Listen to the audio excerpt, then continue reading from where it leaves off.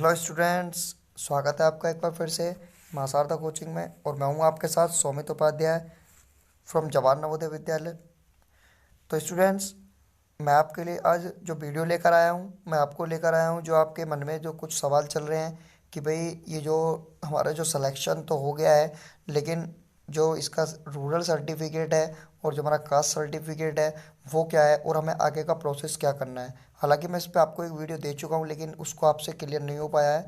और इसमें मैं जो दूसरा आपको कवर करूंगा, मैं बताऊंगा कि ये मेरिट लिस्ट, दूसरी मेरिट लिस्ट क्या है और ये कब आएगी और इसका हम वेट कर सकते हैं या नहीं। तो स्टूडेंट, मैं सबसे पहले आपको चालू करता हूं, लेकिन उससे पहले मैं बता दूं, कुछ लोग कह रहे थे कि कमेंट्स में कि जो ये यूट्यूब चैनल होते हैं झूठ बोलते हैं। तो ऐसा स्टूडेंट्स आपका इस चैनल के साथ बिल्कुल नहीं है। क्यों? क्योंकि हमारा चैनल एक यूनिक है, वो भी नवोदय विद्यालय के लिए ही है। तो इसलिए हम जितनी भी जानकारी होती है वो आपको एकदम सटीक लेकर आते हैं। यदि हमें कोई जानकारी नहीं होती है तो हम उस पर वीडियो भी आपको नहीं देते हैं। हम आपको झूठी वीडियो बिल्कुल नहीं देंगे। तो इस बात से आप बिल्कुल आश्वस्त हो जाइए कि आपको हम यहाँ से कोई गलत जानकारी देंगे। जितना पता होगा हम उतनी आपको जानकारी देंगे। तो स्टूडेंट्स, मैं आपको जो बता रहा हूँ फिलहाल, जो ये देखिए आपके जो इसमें जो आपको फॉर्मेट दिया गया है उसमें आपको ये इसको डाउनलोड करना है। जहाँ से आपने अपना रिजल्ट देखा था उसी के ऊपर आपकी एक वीडियो है, और वो सॉरी उसके उसी के ऊपर आपका एक लिंक है, वहाँ से आपको इसको डाउनलोड करना है।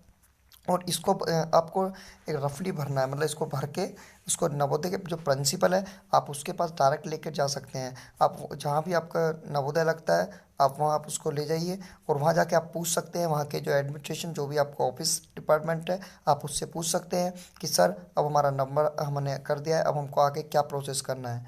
लेकिन उससे पहले यदि आप पहुँचने से पहले खुद ही कोशिश करना चाहते हैं तो मैं आपको बता दूं कि आपको जो ये फॉर्म है आपको इसको भरना है। Format of the submission detailed में भी डाउनलोडेड, इसको डाउनलोड करके उसके बाद जो इसके आपको जो प्रिंसिपल को है उसको आपको सबमिट करना है। ठीक है, जब भी वो आपको पूछे, अब जब भी आपको वो कहे कि आपको इस डेट को आना है तो आप वहाँ पे उसको सबमिट कर सकते हैं।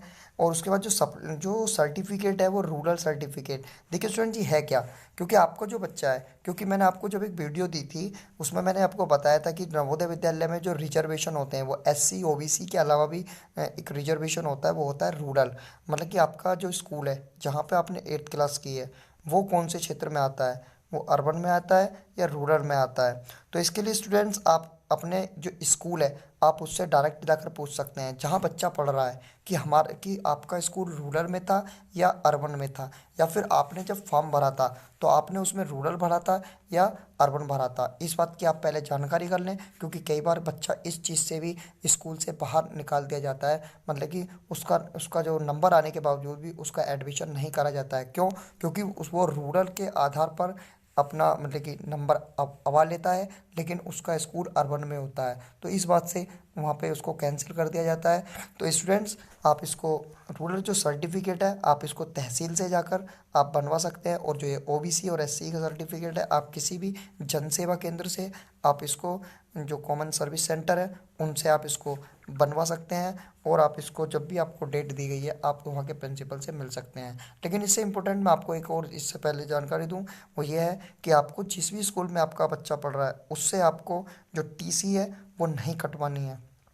क्यों? क्योंकि कई बार ऐसा होता है कि आपका नंबर आने के बावजूद भी, आपका सिलेक्शन होने के बावजूद भी आपका एडमिशन नहीं हो पाता। उसके बेसिक कारण क्या क्या रह सकते हैं कि आपके या तो आप डॉक्यूमेंट्स को पूरे नहीं कर पाते हैं, या फिर आपके डॉक्यूमेंट्स में कुछ कमी रह जाती है।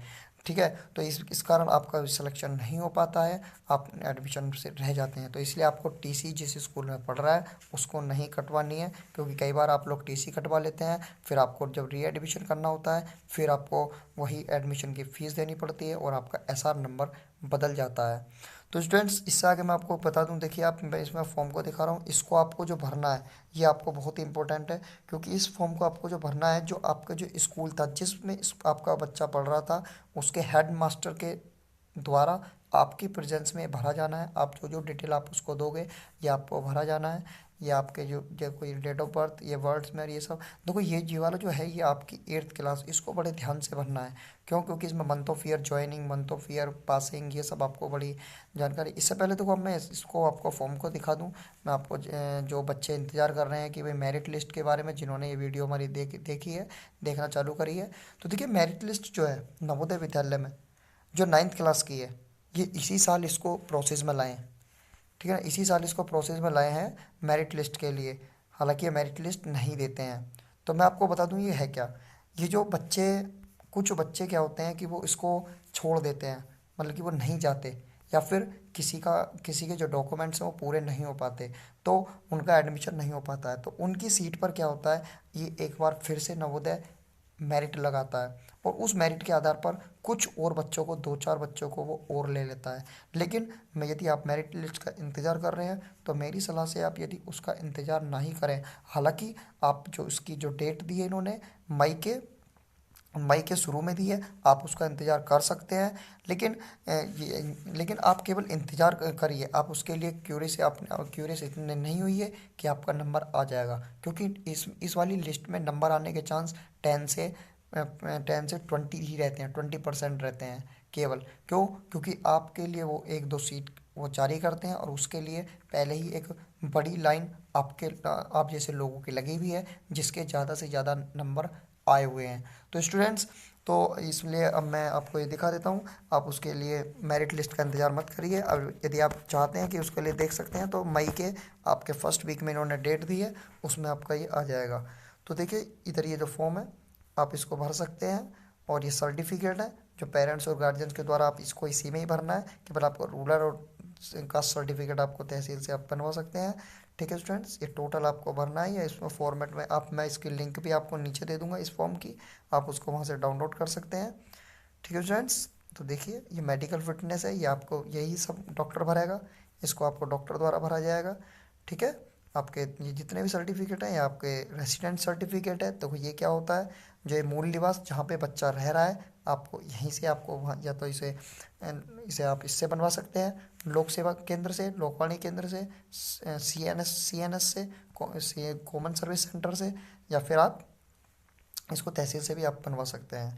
ठीक है फ्रेंड्स, ये आपका होता है। और जो भी आपका प्रोसेस है, जो भी हमारा जो नवोदय का प्रोसेस है, आप इस बात से बिल्कुल निश्चिंत रहिए कि आपको यहाँ पे कोई भी जानकारी गलत मिलेगी।